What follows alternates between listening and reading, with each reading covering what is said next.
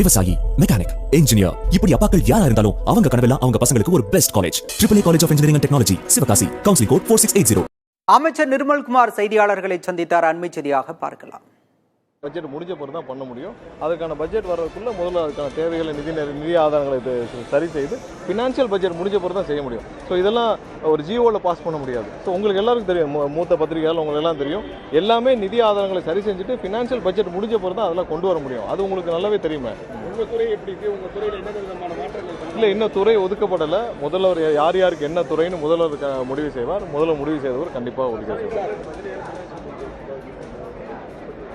இல்லை இதுவரை இல்லை அது அவங்க கோயில் நிர்வாகத்திலேருந்து பார்த்துக்குவாங்க. அது என்ன அவங்களுடைய ஃபார்மாலிட்டிஸ் பற்றி பார்த்துப்பாங்க. அதில் நாங்கள் யாரும் தலையிடல. பாருங்க, ஒரு விஷயம் தேவையான பொழுது இங்கே பாருங்க, எதையுமே தேவையான பொழுது செய்ய வேண்டியதுதான் அவசியம்.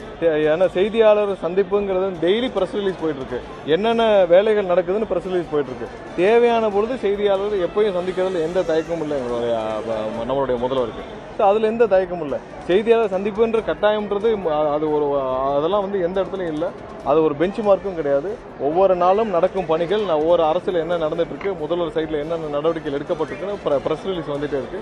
கண்டிப்பாக உங்கள் எல்லாருக்கும் தேவையான அனைத்தும் வெளிப்படையாக நடக்கும். உங்கள் எல்லாருக்கும் அதை அவர்ந்து வரும்.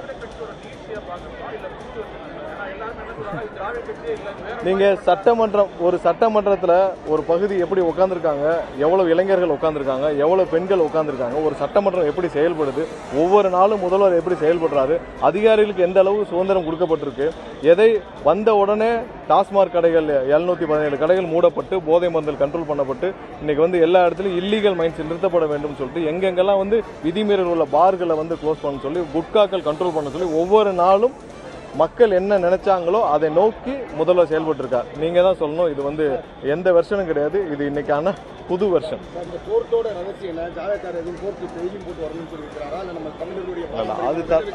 அது தலைவருடைய முடிவு. நன்றி.